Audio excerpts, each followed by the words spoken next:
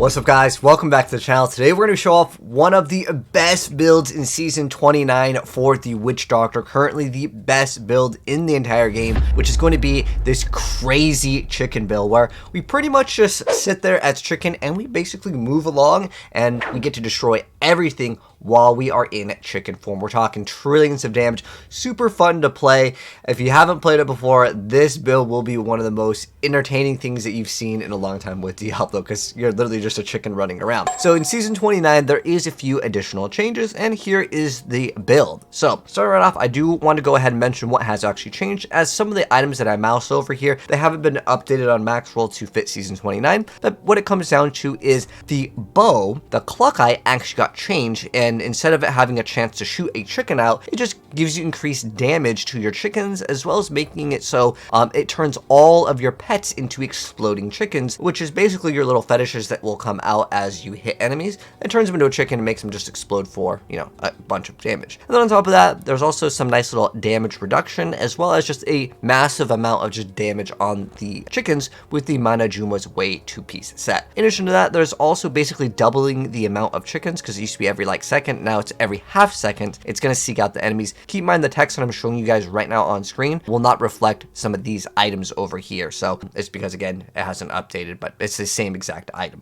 It's going to be updated once Season 29 comes out. So all the data is from the PTR, but I don't know if anything will be changing. If there are changes, I'll update you guys via the pinned comment or in a future video. So starting right off, the biggest changes, again, come down to Cluck Eye as well as a 2-piece set. So what pieces of gear do you need to get this build up and running for Season 29? And it's really good at farming T16, basically one-shotting everything, and you're seeing some of the new gameplay. We're going into these newer areas, these new portals to actually fight. Sometimes you can even fight in towns like you guys just saw. But in terms of the build, this is kind of how the build plays. Only on Elites or Rift Guardians does this really matter, or on pushing, which you'll see me go higher in GRs in a moment here. This is obviously going to be T16, because it's the only way to experience the new content currently in Season 29. You have to be out in the open world, and I wanted to get a variety of gameplay here. So Locust Swarm is used for Pestilence. It's used with the Ring of Emptiness to making it so your pets will deal some increased damage. So that's what Locust Swarm is there for. So again, once you're out of chicken form, you kind of cast all of your buffs and then you go right back in chicken form, because you want to stay in chicken form because that's how you get most of your damage anyways. Then we have Hex. We're going to be using Angry Chicken, so we can turn into the Angry Chicken. And then we can use Haunt, Poison, Spirit, so it makes it so the target will take some more damage. Again, this is only for elites or once you start pushing. This is kind of nice to have. And then we have Spirit Barrage Manitou. This can deal additional damage, but it also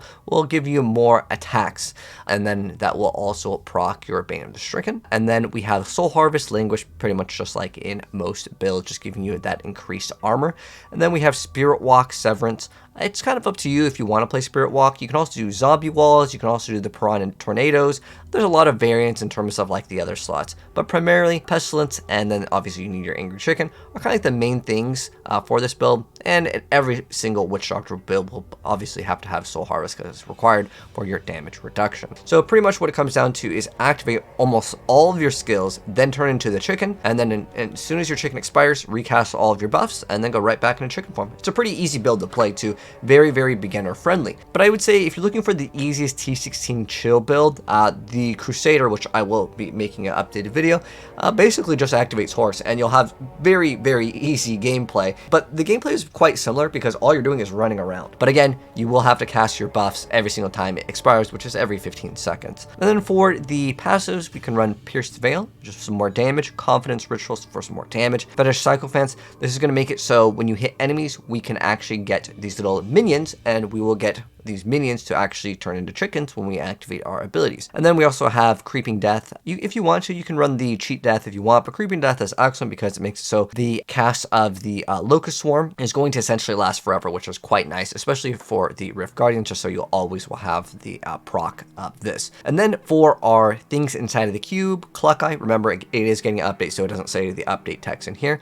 Then the Kumbas is just for extra source of damage reduction, and then Royal Ring of Grandeur. And next up, in terms of the pieces of gear, what's cool with this build is you don't need any cooldown reduction, and there's no damage thing that you need to roll like in your boots or in your chest piece like you normally would with the Aerocure set, because Aerocure is all about pet damage, and the chickens are going to be counting as pets. So starting right off, I want to go over the gems first. So the legendary gems, here's what we got. We got Bane of the Trapped, we've got Bane of the Stricken, as well as Enforcer. And then for the regular gems, just throw in topazes in every single piece of gear, and then you can throw in an emerald in your weapon for that crit hit damage, which is basically in every single Diablo build.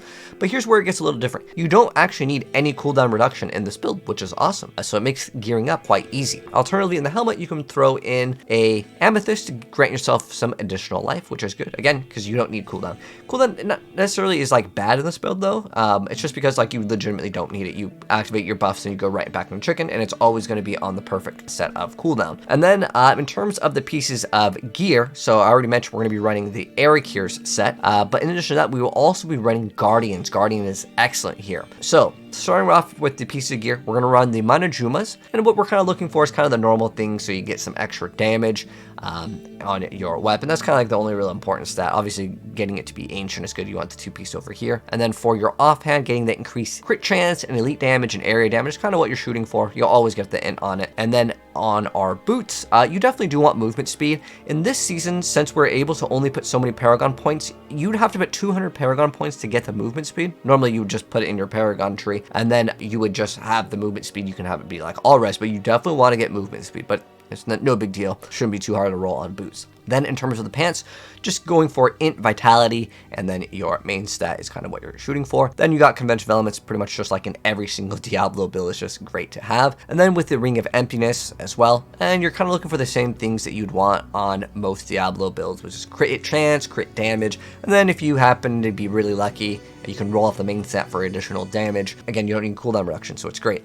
Then we're playing the 2-piece Guardians, but since we have the Royal Ring of Grandeur, we're going to be getting a 3-piece bonus. So this is a really good set, specifically in Season 29, and you'll see probably almost every Diablo build going forward in Season 29 running Guardians. Guardians is massively buffed, essentially, via the way that the Paragon system works. Because we can only have 800 Paragon points, you actually want to have Guardians because it's going to give you a massive amount of extra main stats. So you get 100% of additional of your base main stat, which is so dang powerful because, again, you don't have tons of Paragon points just to slam in. Once you get 800, that is the cap. But you can technically get more Paragon levels, but it doesn't give you any additional points. And then for our belt, intelligence, life, vitality, and then if you get armor or all rest, that's totally fine. And this is where it gets a little bit interesting. So if you want to, you can play Swampland Waders in the pants category for more damage, or you can run the St. Arches gauge over it. This makes it so when you fight an elite pack, you're going to get a massive amount of a barrier.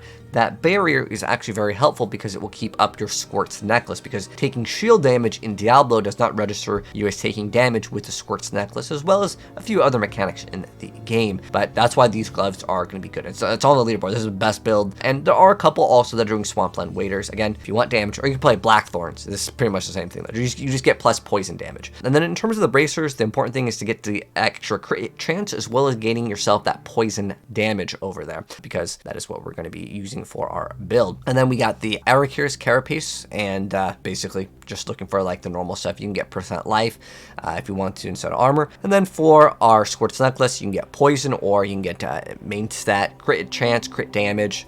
And then we're putting Enforcer in there. And then for our helmet, we just want crit chance and getting our main stat. And then if you want to, you can throw in the cooldown reduction. If you really want to, you can put a diamond, but most people will probably opt to play something else because, again, cooldown reduction is not required for this build. And then for our shoulders, we just want to try to get that area damage. Area damage is great. So if we can get area damage over on our gloves as well as our shoulders, that's great. You can also get it on your offhand. Area damage is great for this build because while the chicken goes over and explodes, and based off of the more chickens that explode, you're going to get extra damage. And that pretty much wraps up the build.